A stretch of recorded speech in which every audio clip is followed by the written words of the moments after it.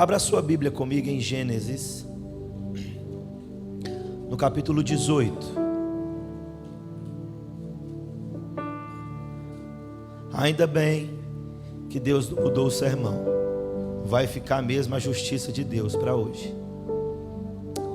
Na linha dos atributos de Deus que nós estamos estudando, pregando. Nós falamos sobre a graça de Deus no domingo passado. E hoje nós vamos falar sobre esse atributo tão mal compreendido, mal divulgado. E, por incrível que pareça, o homem acredita que pode julgar ele. Gênesis capítulo 18, versículo 22. Gênesis é fácil de se achar. Gênesis 18, verso 22. Preste muita atenção, porque como é um atributo que é mal compreendido, para que você não saia daqui com dúvida. Pode ler? Amém? Então partiram dali aqueles homens e foram para Sodoma. Porém Abraão permaneceu ainda na presença do Senhor. E aproximando-se a ele, disse: destruirás o justo com o ímpio? Se houver porventura 50 justos na cidade, destruirás ainda assim e não pouparás o lugar por amor dos 50 justos que nela se encontram? Longe de ti o fazeres tal coisa, matares o justo com o ímpio, como se o justo fosse igual ao ímpio. Longe de ti. Não fará justiça o juiz de toda a terra? Fecha seus olhos, vamos orar mais uma vez.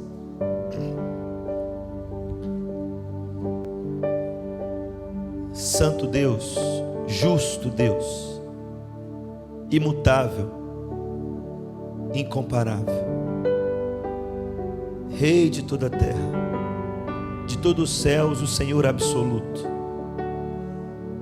nós nos prostramos diante de Ti nessa noite, nos rendemos aos Teus pés, nos humilhamos diante da Tua presença, abundante, soberana, majestosa, pura, santa, perfeita.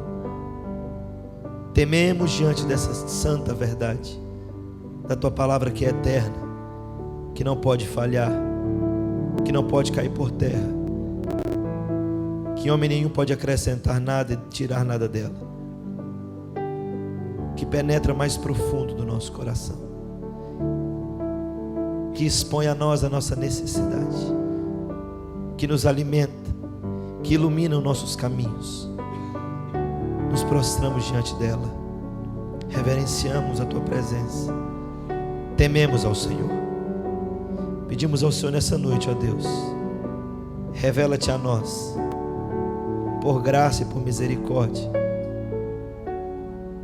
que o Teu Espírito, Senhor, que sonda a mente do Senhor, que o Teu Espírito que esquadrinha, que sabe quem é, que conhece a mente, possa nos revelar essa pessoa bendita, possa nos revelar o autor da nossa fé, possa nos revelar o consumador da nossa fé, possa nos revelar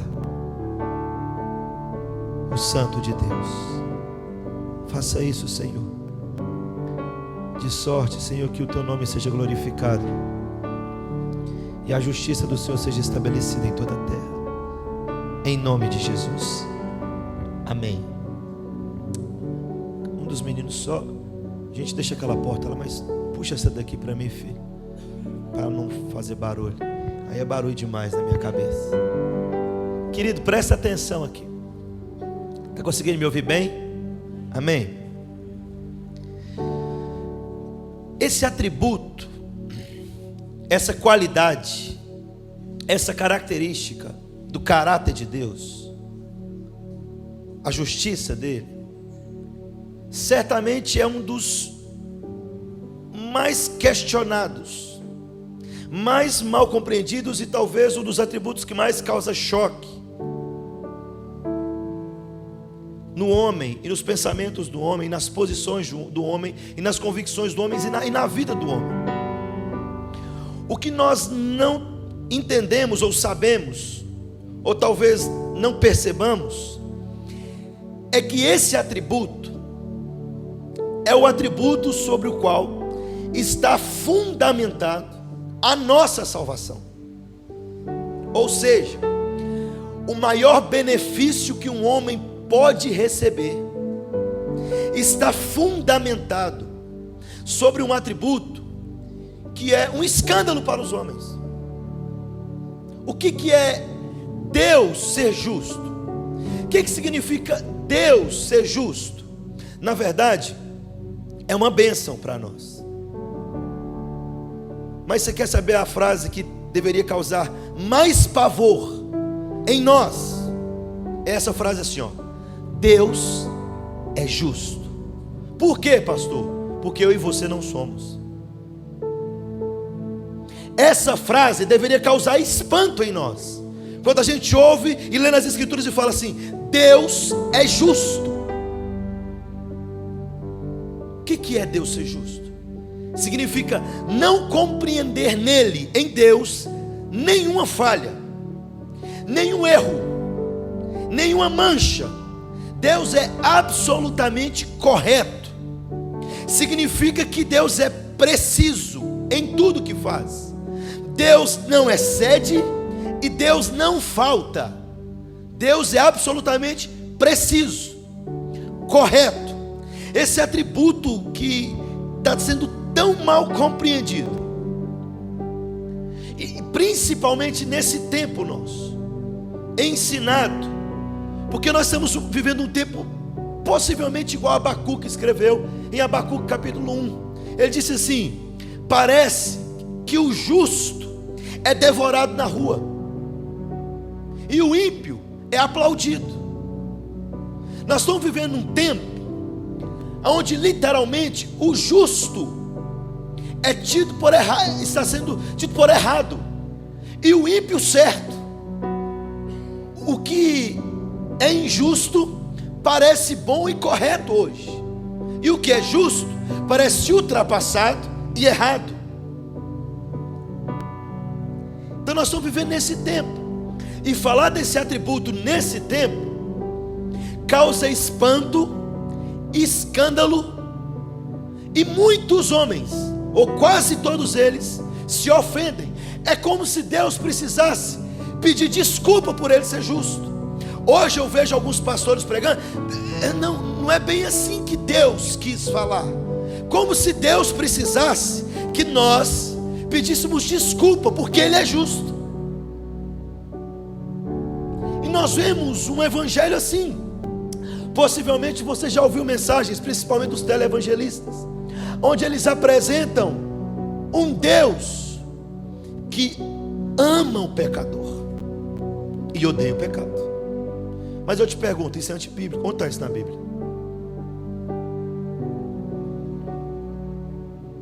Aonde está um texto na Bíblia que diz que Deus odeia o pecado e ama o pecador? Pastor, que é isso?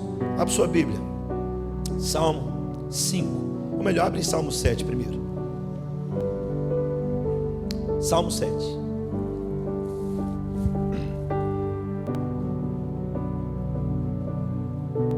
Salmo 7, 11. Ou melhor, vamos ler o 5 primeiro. Salmo 5, 5. Depois o 7, 11. Olha para você ver. Talvez sua versão vai estar diferente, e o aborrece aí vai estar odeia. Os arrogantes não permanecerão à tua vista. Odeia a todos os que praticam a iniquidade. Aonde está na Bíblia que Deus ama o pecador? Pastor, peraí, pastor, o Deus que eu sirvo, pastor, não é esse que o senhor está pregando, porque o Deus que eu sirvo é amor. O Deus que eu sirvo não odeia. Ah não? Salmo 7, 11. Deus não pode irar. Você tem que pedir desculpa para o homem. Presta atenção. Deus é justo juiz. Salmo 7, 11. Deus que sente ira ou indignação todos os dias. Esse o Deus que você serve é o da Bíblia?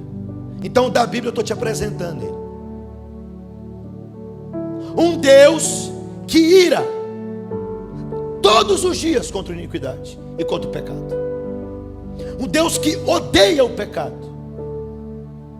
Mas tem mais texto.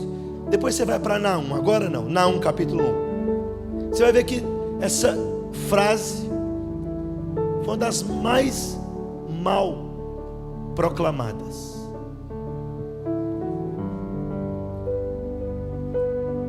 Então nós vamos entender um pouco a justiça desse Deus.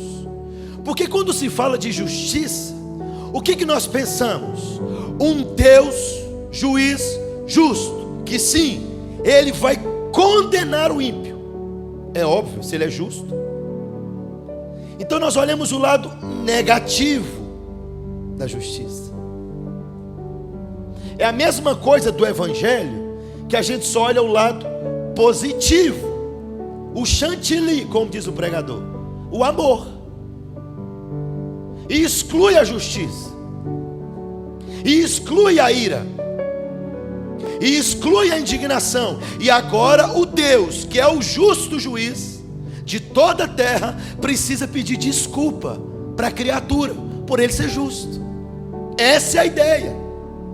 Mas vamos entender um pouco a respeito dessa justiça. Primeira coisa que eu preciso te afirmar: não tem como nós diminuirmos a justiça de Deus. Não se pode diminuir aquilo que ele elevou. Davi vai escrever o salmo e vai dizer assim: o trono do Senhor, ou seja, o lugar onde ele está, o lugar onde ele vai julgar as nações, o lugar onde ele vai estabelecer os seus decretos, o lugar onde vai estabelecer os seus propósitos, ordenar os seus cumprimentos, o lugar onde ele vive, onde ele permanece. Ele fala assim: a base do teu trono é justiça e juízo. Não tem como o homem diminuir aquilo que ele mesmo elevou. E aí agora, veja bem, vê se não é de causar espanto. Presta atenção.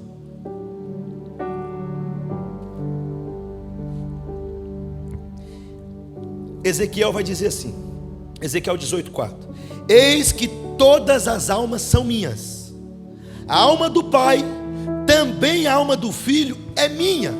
Aí ele estabelece o juízo. Ele diz assim: a alma que pecar, essa morrerá. Deus não faz volta, Deus não faz curva, Deus não precisa falar nas entrelinhas que ele é justo. Deus não precisa criar uma forma menos agressiva de falar que ele é justo.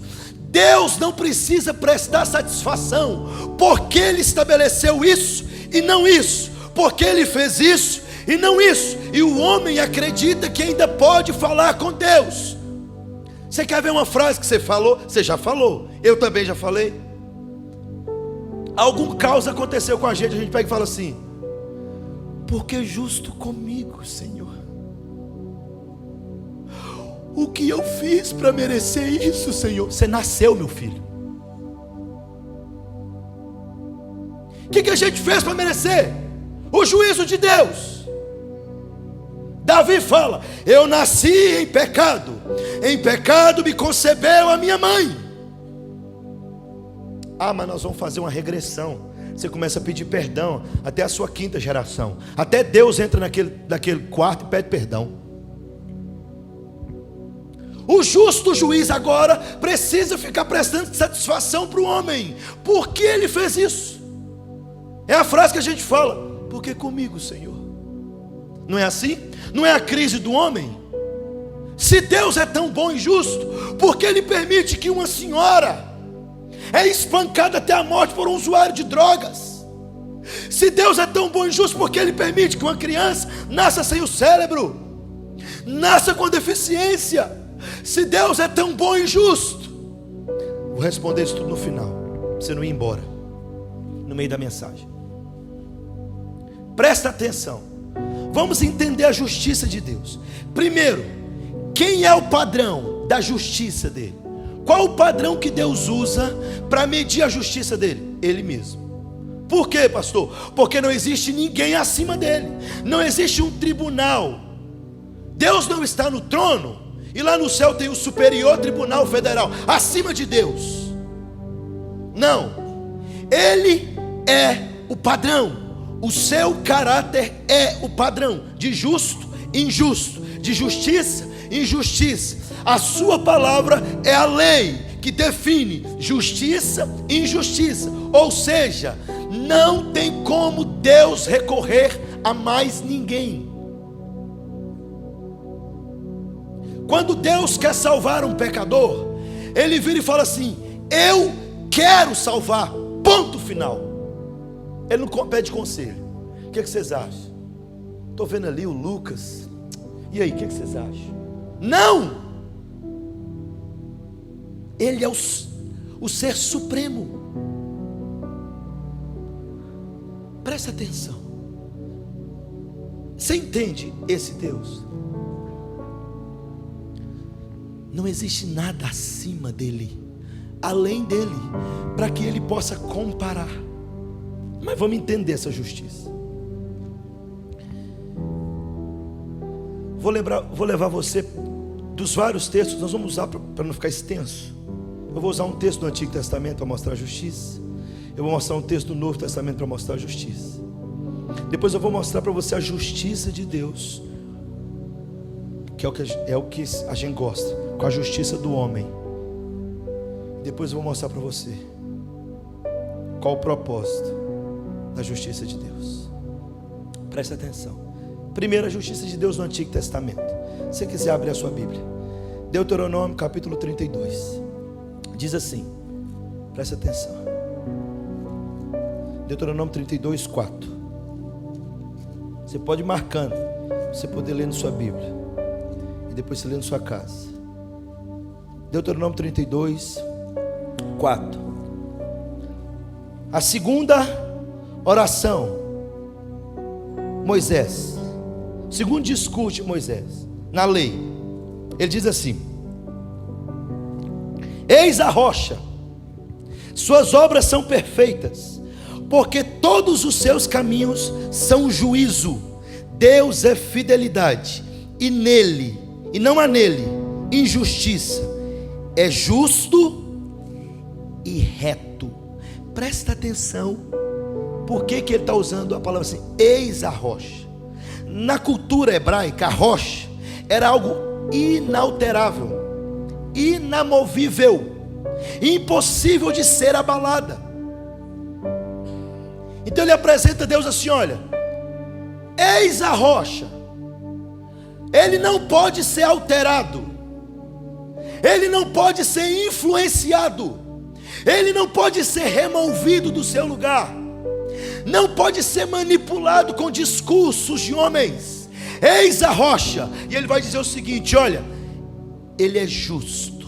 E quando ele usa a palavra justo aqui no hebraico, ele usa uma palavra chamada tzadik. Significa o seguinte: de acordo com a lei, exato, retidão de caráter. Tzadik no hebraico significa uma balança de precisão. É como se Deus pegasse uma balança de precisão e fosse medir nessa balança os seus atos, os seus propósitos, a sua lei, e desse uma medida exata, nem mais para cá, nem mais para cá. Essa é a justiça de Deus. Moisés está dizendo: a justiça dele é exata. A justiça dele não é aplicada além e nem a quem. Ele é justo. Por quê? Porque ele é uma rocha inalterável, inamovível. Não se pode mudar ele. Por isso os atributos de Deus estão todos entrelaçados em um atributo dele, chamado a imutabilidade de Deus. Ele não pode mudar, ele não pode sofrer alterações. A terra que ele criou sofreu alterações, os animais sofreram alterações, Os reinos sofreram alterações, os homens sofreram alterações, a cultura sofreu alterações, mas o que ele estabeleceu como justiça e juízo, como lei há mais de 6.000 anos atrás, não sofreu alteração. O que é isso, pastor? O que ele decretou que era pecado há mais de 6.000 anos atrás, continua sendo pecado ainda hoje.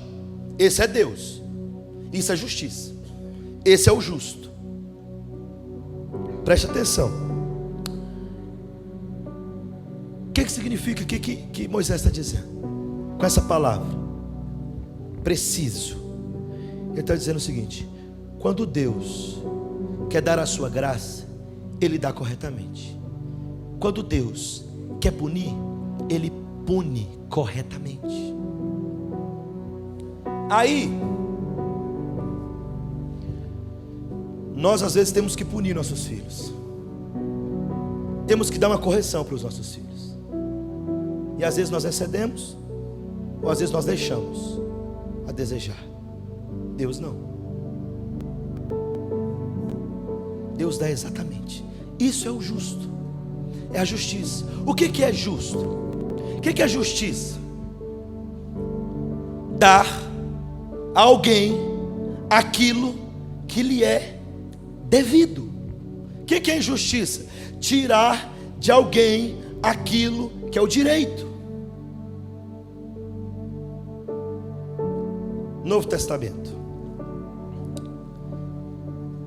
A justiça de Deus no Novo Testamento. 1 João. Vai começar a ficar bom, fica tranquilo. Pode desfazer a tromba. Calma. Minha vinda é de paz hoje, eu acho. 1 João, vamos lá.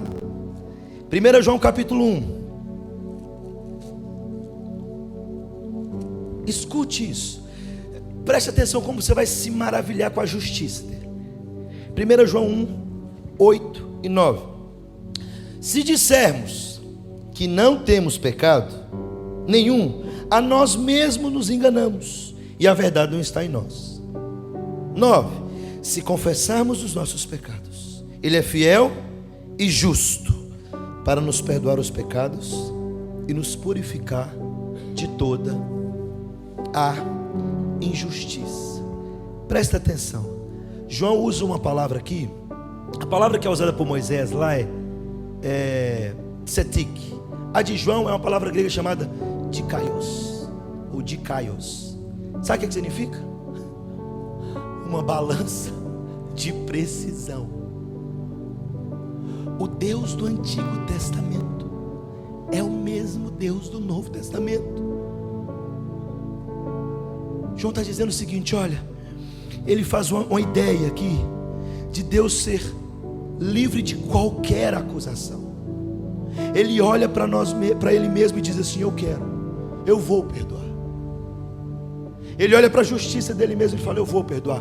Ele pega os atos dele mesmo, os propósitos dele mesmo, a vontade dele mesmo, o caráter dele mesmo, o ser dele mesmo, ele mede em balança de precisão e dá uma medida exata, e ele diz: eu quero perdoar. Mas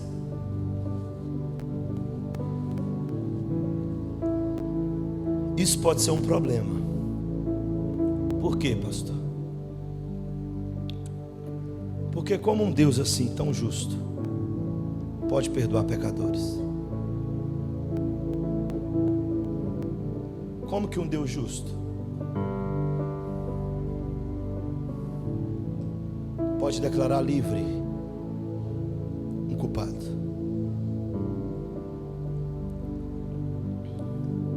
Presta atenção que Abraão vai nos ensinar. Volta para Gênesis 18. Abraão vai nos ensinar algumas coisas. Olha a visão que Abraão tem da justiça de Deus. Gênesis 18.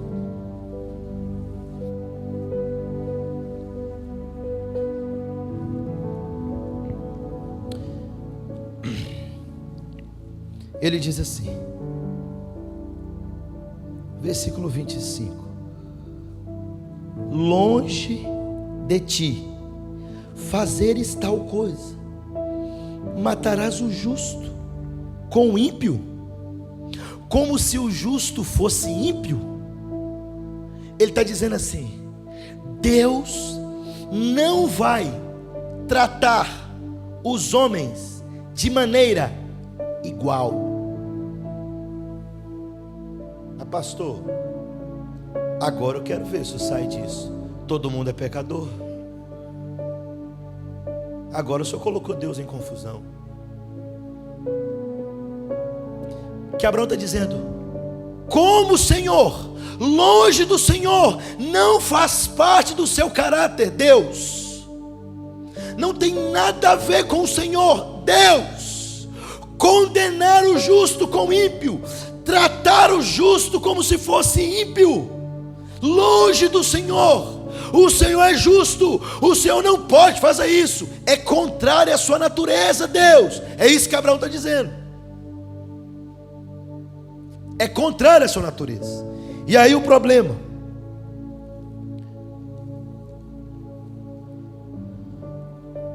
porque nós vamos nos deparar com a justiça do homem versus a justiça de Deus. E às vezes a gente olha e fala o seguinte: a gente olha para uma situação e fala: Senhor, por que o Senhor não dá logo cabo desse homem? Senhor, por que o Senhor não condena logo esse homem? Por que o Senhor não permite que nada de mal aconteça? Olha que homem perverso, olha que homem mau, olha o que ele fez com a mãe. Lá em Conselheiro Pena teve um caso. Um cara foi preso, morava ele e a mãe. Foi preso, falou que a mãe era ruim de doer. O menino era bem bonzinho. Quando ele saiu da cadeia, ele amarrou a mãe. Grande, forte, amarrou a mãe. Pegou cera quente, começou a pingar em cima da mãe, o corpo dela todo, até ela morrer.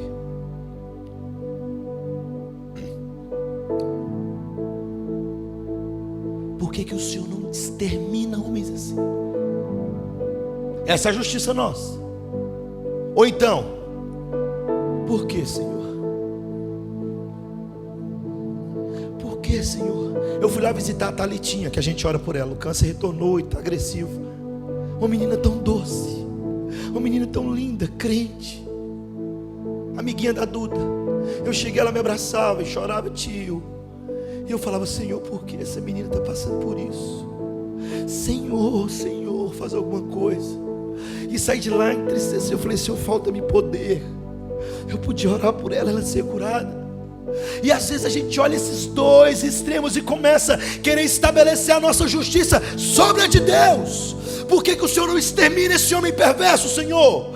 Por que o Senhor permitiu que entrasse na casa da minha avó e esquartejasse a minha avó? Por que, Senhor? E as pessoas se desviam da fé porque querem estabelecer a justiça deles sobre a de Deus. Mas a resposta de Deus está em Isaías. Por que Deus não faz isso? Por que Deus não dá logo aquilo que a pessoa merece? Por que Deus não dá logo? Porque eu, Senhor. Isaías 55, versículo 8 vai responder para nós. Preste atenção. Isaías 55, 8.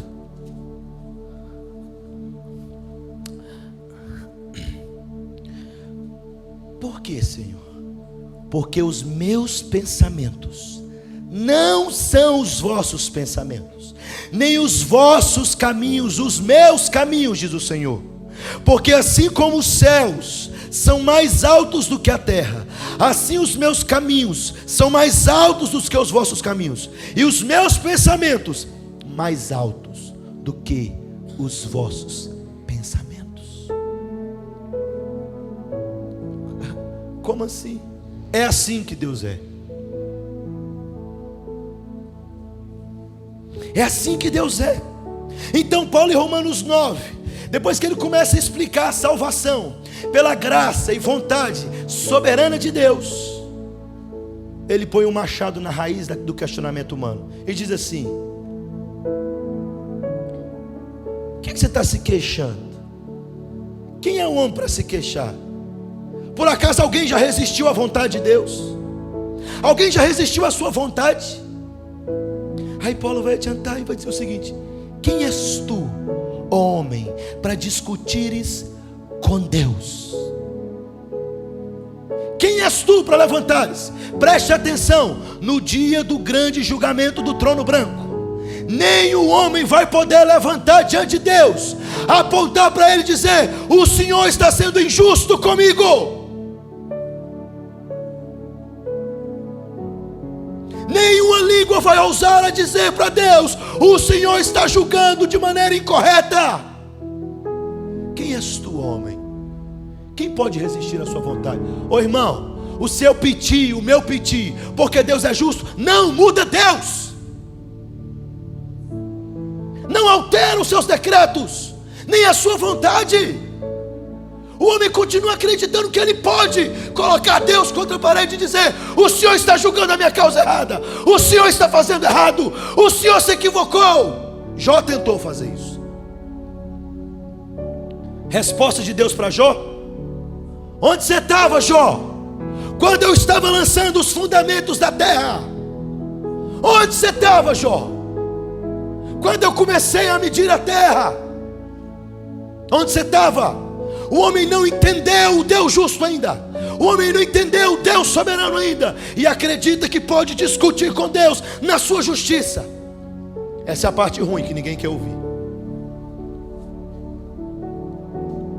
Deus é justo. Quando Ele salva o pecador, Ele está sendo justo. Quando Ele condena o ímpio, Ele está sendo justo. Não há mancha, não há variação em Deus. Mas calma, porque talvez é o pastor falando. Vou mandar um pouco mais. Me explica, quando você lê 2 Crônicas, capítulo 33, 2 Crônicas, Deus, no final da vida, salvar e perdoar um dos piores homens que já pisaram neste solo. Quem? Manassés. Por que Deus faz isso? Me explica por que Deus está fazendo isso. Como assim? Como assim? Deus salva um homem igual Manassés? Romanos 11 vai responder. Paulo vai dizer assim: quão insondáveis são os seus juízos, quão inescrutáveis são os seus caminhos. Você não consegue sondar o juízo de Deus. Para de tentar, meu irmão. Para de tentar sondar o juízo de Deus. Começa a entender o que a Escritura vai dizer a respeito dele. Ele disse: olha, todas as almas são minhas, o Pai é meu, o Filho é meu, mas a alma que pecar, essa morrerá. Esse é o meu decreto, esse é o meu juízo, essa é a minha justiça. Ninguém muda, ninguém altera. A justiça de Deus contra a justiça do homem, adivinha quem vai ganhar?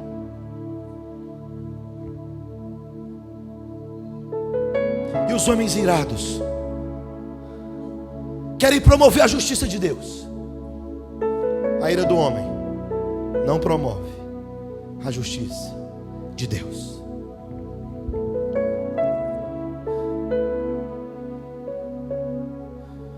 Por que Deus faz isso? Por que Deus faz isso com esses homens? O que levou Deus, o que levou Cristo a olhar para aquele ladrão naquela cruz? Que justiça tinha naquele homem? Uma oração daquela, meu irmão, na situação que aquele homem estava, qualquer um fazia. Quem que levou a Jesus a fazer isso? Anular todo o histórico de maldade daquele homem. E por que maldade? Porque os crimes hediondos, os criminosos mais perigosos, eram condenados à crucificação. que levou o Cristo a fazer isso? Presta atenção que agora vai ficar a melhor parte. Vai para Naum, capítulo 1. Para você achar Naum mais fácil, vai para Mateus e vem voltando. Vem voltando. Mateus, Malaquias, Abacuque, Zacarias, Ageu, Abacuque, Naum. Vem voltando. Naum, capítulo 1. Olha aí o Deus que odeia o pecado e ama o pecador. Da Bíblia.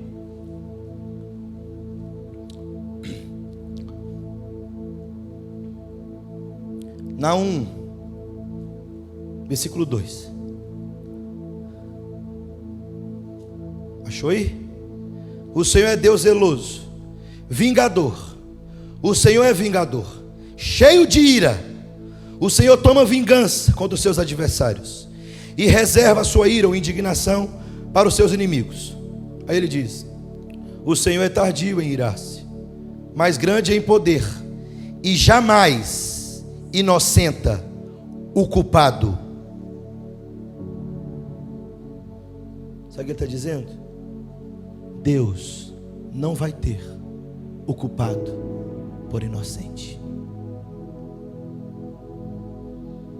Deus não vai ter o ímpio por justo.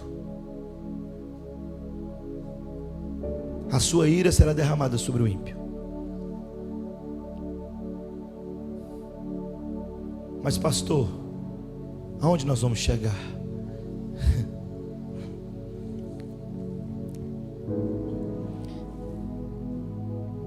Irmão, você tem que entender que o pecado não é o ato de uma cadeira contra Deus, não. Não foi esse vaso aqui que pecou contra Deus, não. Não foi um objeto qualquer. Pecado contra Deus é cometido por um ser racional.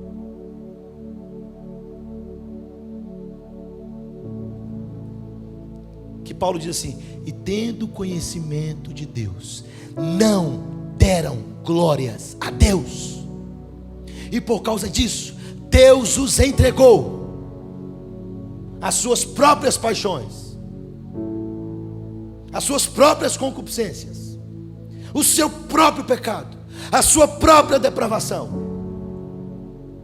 Deus não inocenta o culpado, Deus é justo.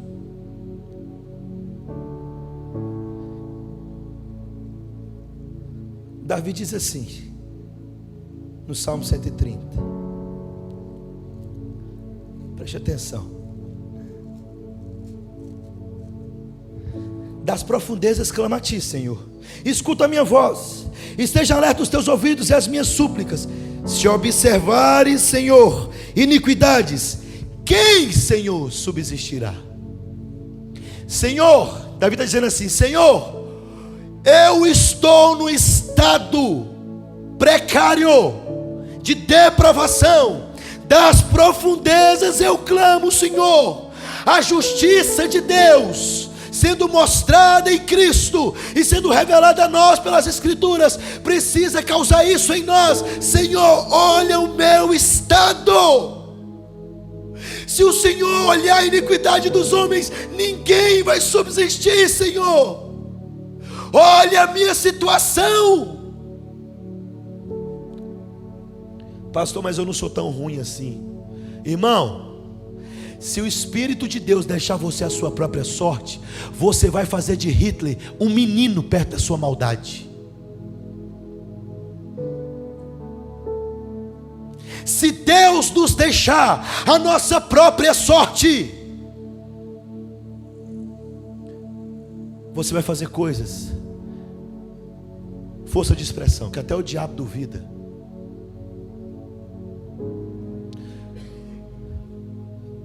Está achando que é brincadeira? Lê Romanos, você vai ver o que os homens fazem.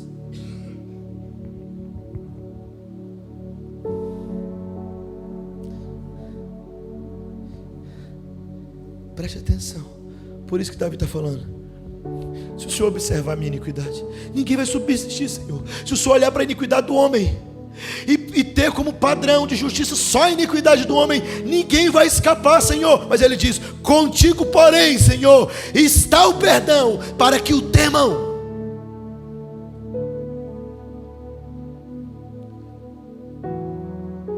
Talvez você está pensando: pastor, quando é que vai afrouxar isso? O senhor falou que vai ficar melhor. Agora. Vou te explicar um texto aqui rapidinho para afrouxar para você. Calma, só mais um pouquinho, aguenta aí o cinto. Romanos 3, do versículo 9, Paulo vai dizer assim: temos demonstrado que tanto judeu quanto grego estão debaixo do pecado. Deixa eu te explicar esse texto.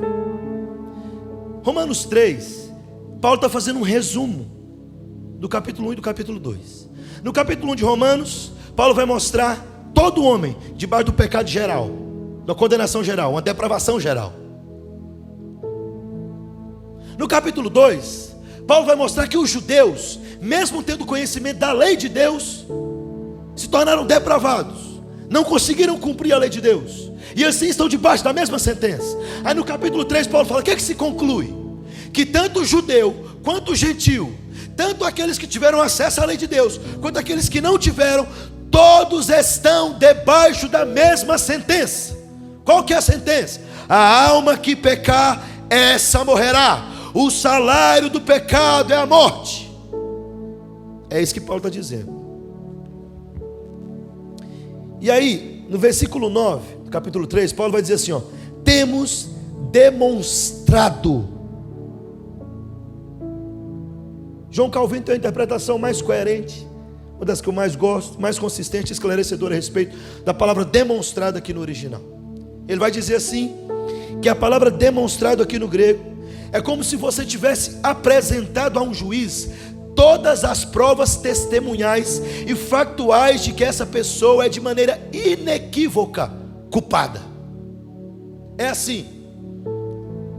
Quem que eu vou culpar hoje? O Lucas de novo.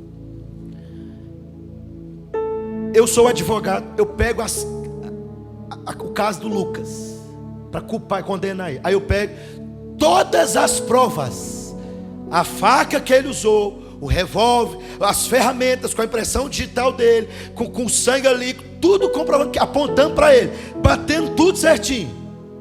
Pega as testemunhas, fala: não, foi ele mesmo, é ele mesmo que atacou, que fez. Aí o juiz vai falar assim: bom, com todas essas provas, é inegável que ele é culpado. Pá! Condenação. É isso que Paulo está dizendo. Olha, nós todos, tanto judeus como gentios, temos demonstrado com essas provas inequívocas que nós somos culpados.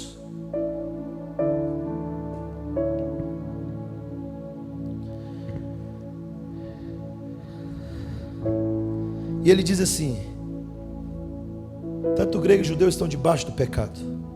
Sabe o que Calvino diz aqui? O que significa debaixo do pecado? Que está condenado, sem a possibilidade de apelação. É assim. Qual que é a sentença para ele então, com todas essas provas? Pena de morte. Mas não tem como apelar? Não, não tem. Mas não tem como entrar com a... Não, não tem. Mas não tem como ir para primeira instância? Também não tem. Só o Lula consegue isso aqui no Brasil.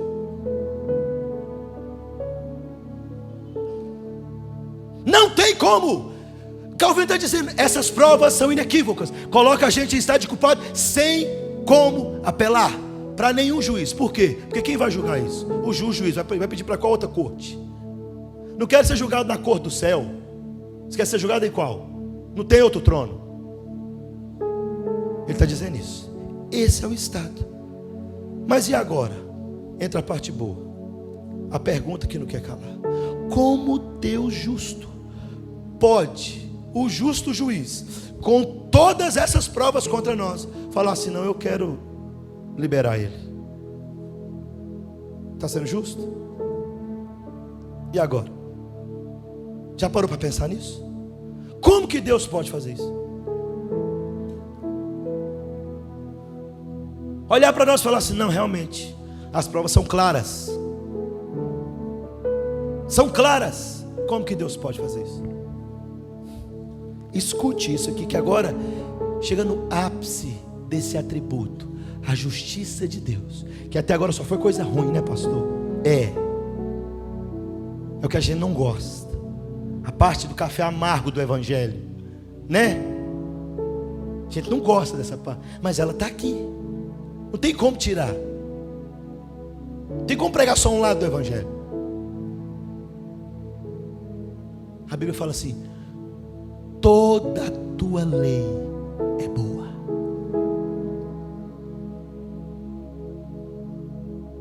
Toda ela. O que levou o salmista a dizer: como eu amo a tua lei? O que levou? Como que Deus pode? Escute isso aqui, presta atenção nisso aqui, irmão. Se Deus, olha aqui para mim, se Deus perdoasse e levasse pecadores ao céu pelo atributo da sua bondade, igual você fala: pastor, mas porque Deus é bom, é porque o meu Deus é o Deus de Deus, é amor, pastor. Tem um texto aí, pastor, com um texto de Rubio, o senhor, qual que é? João 3,16. Entendeu o texto errado, irmão? Se Deus perdoasse e levasse pecadores ao céu pelo atributo da sua bondade, Ele seria um Deus completamente fraco. Ele estaria fazendo vista grossa ao pecado, Ele estaria pisando em sua própria lei, Ele estaria sendo um juiz corrupto, o mais corrupto da história. Todas as provas, Ele como juiz justo, todas as provas contrárias, Ele fala: mas eu gosto tanto, deixa para lá, esquece, pode vir. Ele seria o juiz mais corrupto da história. Ele ia ganhar de um juiz aí, que está aí no Brasil, que eu não vou nem falar o nome.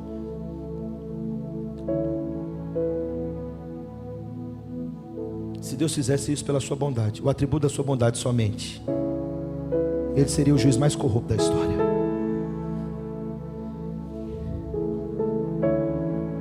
Então o que aconteceu? O que faz um Deus tão justo assim? Perdoar pecadores, fazer isso conosco, a sua justiça. Como assim, pastor? O senhor está me deixando confuso. Se a justiça dele é pura, santa, perfeita, ele precisa condenar o pecador. Como assim? Como ele pode levar pecadores ao céu sem manchar seu caráter e ainda assim permanecer justo? Ele precisava aplicar a sua justiça, e ele precisava aplicar de maneira substitutiva. Ele precisava que alguém justo cumprisse a sua justiça. Ele precisava que alguém que não fosse culpado assumisse o lugar, e assim ele cumpriria a sua justiça e não seria injusto em perdoar pecadores. É isso que é justiça de Deus, irmão. O que é, pastor? Vou falando na linguagem simples para você. Ele estabelece o trono aqui, ele se assenta aqui no trono. Desse lado de cá o advogado de acusação, Satanás. Desse lado de cá um advogado chamado o justo. E o Deus justo está aqui. As provas são claras, a evidência é clara, e Satanás está aqui. Eu disse: olha o que eles fizeram, olha as provas. Eles pecaram, eles blasfemaram, eles adulteraram, eles não deram glória a você, eles não te honraram, eles desobedeceram pais, eles mentiram, eles enganaram, eles foram blasfemos, soberbos, idólatras. E o outro advogado levanta e diz: basta, Satanás, eu sou justo, eu paguei a justiça, eu cumpri a justiça de Deus, e eu quero todos eles para mim, nenhum deles vai se perder. Esse é o julgamento do trono. Isso é justiça. Satanás fala: ok, eles não vão para o céu, Você pagou a culpa, você pagou a dívida, mas eles não podem ir para o céu, eles só não vão para o inferno, porque você pagou. Eles não vão ser mais condenados à pena de morte. Retira a pena de morte. Aí Jesus fala assim: não, eu não só paguei, mas eu imputei a minha justiça dentro deles. Aí a Escritura vai dizer em 2 Coríntios: aquele que não conheceu o pecado, Ele o fez pecado por nós, para que nele, em Cristo, fôssemos feitos justiça de Deus. Entendeu a justiça de Deus agora? Que às vezes você quer espernear com ela, enquanto você está querendo falar: Deus não é justo. Como assim, pastor? Deus salva um e não salva o outro. Deus é injusto. A doutrina mais injusta se chama universalismo. É a mais injusta. Por quê? Porque coloca um Deus justo salvando todo mundo.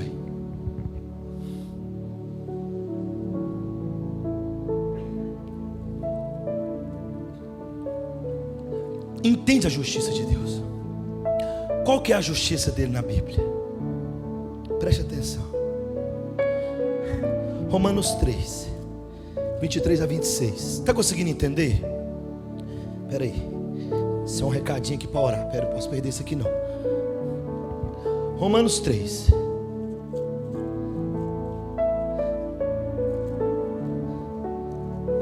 Ele vai dizer assim, ó. Olha a justiça de Deus. Pois todos pecaram. Ok? Está assim? E carecem da glória de Deus.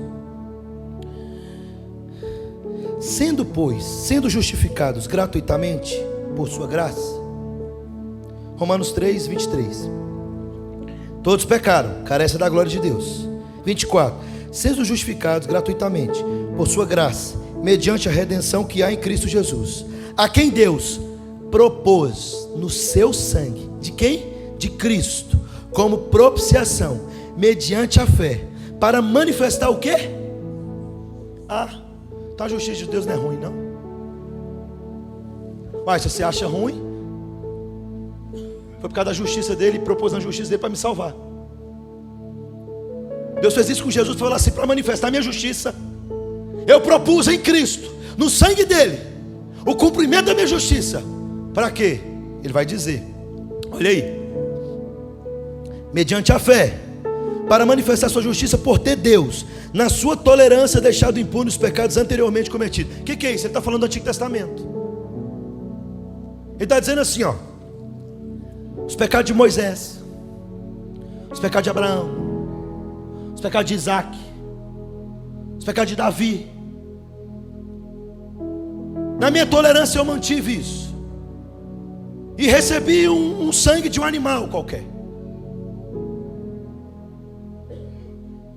Mas para salvação eterna, eu propus a redenção do homem no sangue do justo, Cristo Jesus. Aí ele vai dizer assim: tendo em vista o quê? Olha o que ele quer manifestar com o ato em Jesus. O que você gosta tanto, foi por mim que ele morreu, foi isso mesmo. Olha aí, tendo em vista a manifestação da sua justiça no tempo presente. Para quê? Para ele mesmo ser o quê?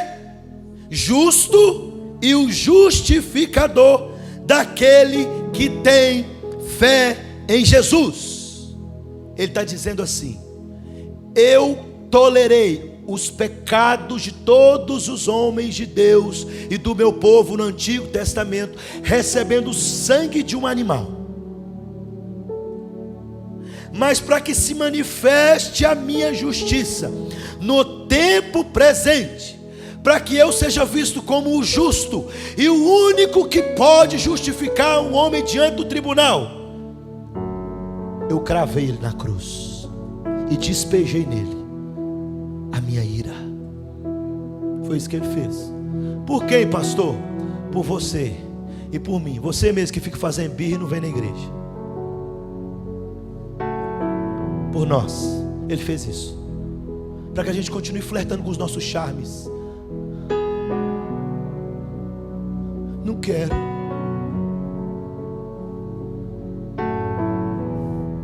Ô irmão, vou te falar uma coisa carinhosa. Os visitantes me perdoam. Só uma coisa de pastor para a ovelha aqui. Se eu pedir, nem movimenta Deus do trono. Para de dar piti. Ele é justo. Justo juiz.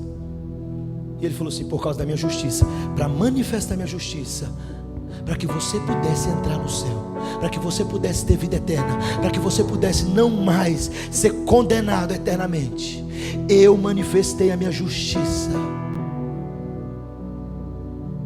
e derramei a minha ira sobre um homem. Entendeu, Paulo? Aquele que não conheceu o pecado, Deus o fez pecado por nós, para que nele fôssemos feitos. Entendeu como é que Deus leva o pecador para o céu agora? Entendeu que o atributo que mais nos causa discussões, e a gente quer comparar com a nossa, foi o atributo sobre o qual Deus queria manifestar, a fim de nos levar para o céu. Mas qual é o grande dilema então, pastor? Eu estou sem relógio, irmão. Olha as horas para mim. Qual é o grande dilema da humanidade? Se Deus é justo, por que Ele permite que o ímpio prospere? Por que Ele permite que tantas coisas ruins aconteçam? Se Deus é justo. 9 horas? Sim. Pronto. Geralmente acaba 10, né? Pode ficar tranquilo. Estou brincando, irmão. Jeremias 12. A pergunta de Jeremias: por que o perverso prospera? Por que, Senhor?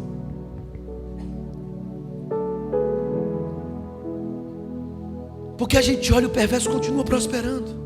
Ele faz o que é mal e continua prosperando, Senhor. 3 respostas bíblicas para você. A primeira: Deus usa o ímpio para aplicar a sua vontade e cumprir os seus propósitos. Como assim? Lembra de Ciro, rei da Pérsia?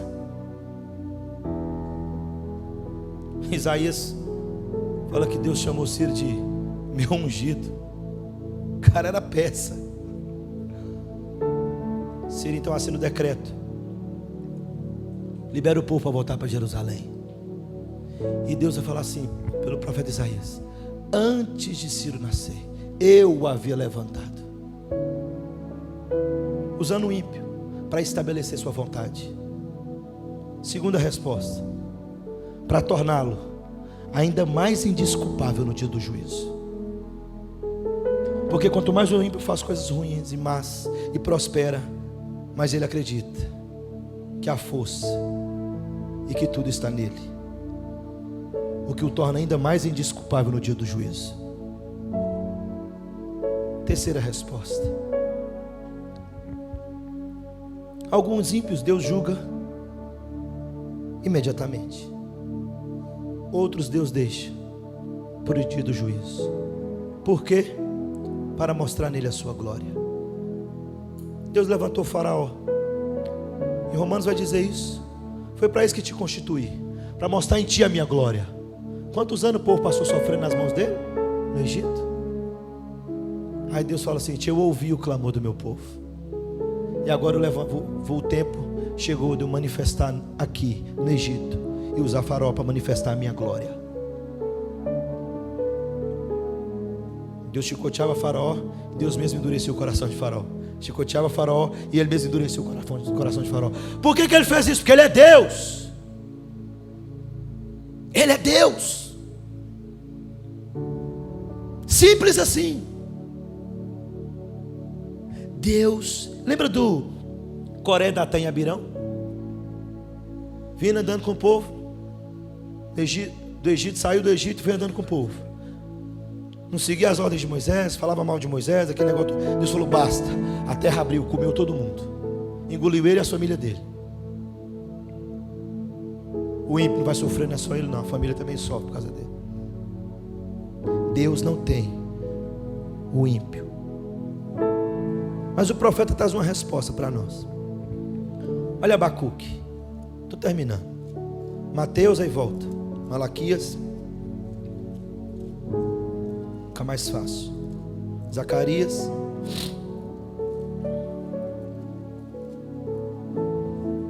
Abacuque. Abacuque 1, 13 a 17, vai dizer assim, ó. Olha aí. Tu és tão puro de olhos. Abacuque 1, 13 a 17. Tu és tão puro de olhos que não pode ver o mal, e a opressão não podes contemplar. Por que, pois, toleras os que procedem perfidamente, e te calas quando o perverso devora aquele que é mais justo do que ele? Por quê? Olha a resposta. Vira sua página aí. Vai para o capítulo 2 de Abacuque. Olha a resposta de Deus. Versículo 2. Capítulo 2, versículo 2. O Senhor me respondeu e disse: escreve a visão, grava sobre as tábuas, para que a possa ler até quem passa correndo, porque a visão ainda está para cumprir-se no tempo determinado. Mas se apressa para o fim e não falhará. Se tardar, espera-o, porque certamente virá, não tardará. Eis o soberbo, sua alma não é reta nele, mas o justo viverá pela sua fé. Assim como o vinho é enganoso, tampouco permanece o arrogante, cuja gananciosa boca se escancara como sepulcro, e é como a morte, que não se farta. Ele junta para si todas as nações e congrega todos os povos. Aí ele vai dizer o seguinte, versículo 20: o Senhor, porém, está no seu santo templo. Cale-se diante dele toda a terra. Ele está dizendo: calma, no tempo determinado eu vou julgar o ímpio. Entendeu a parábola?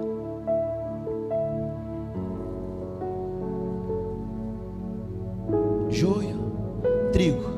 Arranca o joio. Não arranca o joio não. Deixa o joio crescer junto com o trigo.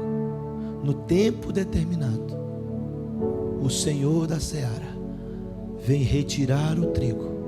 O joio ele vai queimar em fogo que não se apaga.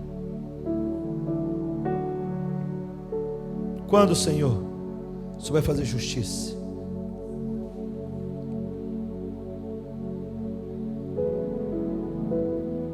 Mas qual é a justiça que Deus estabeleceu sobre o seu povo? E eu finalizo. Debaixo de qual justiça? Qual ordenança? Qual é a palavra que Deus deu sobre nós, o povo, a igreja, você, a mim? Olha aí, Salmo 103, eu vou concluir. Querido, quando você estuda a justiça de Deus, você só tem dois sentimentos. Primeiro, temor, e segundo, você fica maravilhado. Por quê? Um Deus justo preferiu esmagar o seu filho para não me perder. Olha o que ele diz no Salmo 103, a partir do versículo 6. O Senhor faz justiça e julga a todos os oprimidos. Manifestou os seus caminhos a Moisés e os seus feitos aos filhos de Israel.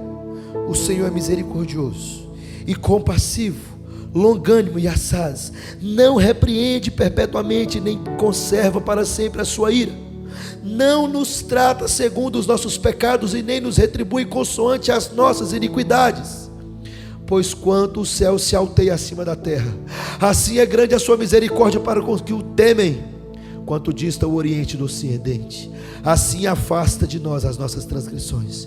Como um pai se compadece dos seus filhos, assim o Senhor se compadece dos que o temem. Pois Ele conhece a nossa estrutura, sabe que nós somos pó. Quanto ao homem, os seus dias são como a relva, como a flor do campo, assim ele floresce. Pois soprando nela o vento desaparece, e não conhecerá daí em diante o seu lugar. Mas a misericórdia do Senhor é de eternidade a eternidade sobre os que o temem, e a sua justiça sobre os filhos dos filhos, para com os que guardam a sua aliança, para com os que se lembram dos seus preceitos e os cumprem. Nos céus estabeleceu o Senhor o seu trono, e o seu reino domina sobre tudo. Bendizei ao Senhor todos os seus anjos, valorosos em poder, que executas as suas ordens e lhes obedeces a sua palavra. Bendizei ao Senhor todos os seus exércitos, vós ministros seus, que fazeis a sua vontade. Bendizei ao Senhor vós, todas as suas obras, em todos os lugares do seu domínio. Bendizei, ó minha alma, ao Senhor. Essa é a justiça dele. Esse é o pronunciamento dele sobre o povo dele. Essa é a justiça dele sobre nós.